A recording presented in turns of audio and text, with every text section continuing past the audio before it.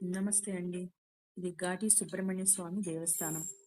ఈ గుడి బెంగుళూరు నుండి ఒక గంట, 1:30 గంట ప్రయాణము కారు లేదా బస్సులో వెళ్ళొచ్చు.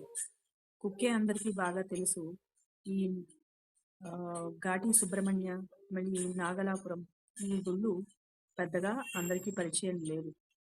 ఈ 3 దేవస్థానాలు ఆదిరంగా, అంత్యరంగా, మధ్యరంగా ఎలాగా ఒకే సిరీస్‌లో వెళ్ళి చూడాలంటారో, అదే మారిగా ఈ గుళ్ళను కూడా దర్శిస్తే చాలా మంచిది అని ఇక్కడ ఒక పద్ధతి ఉంది.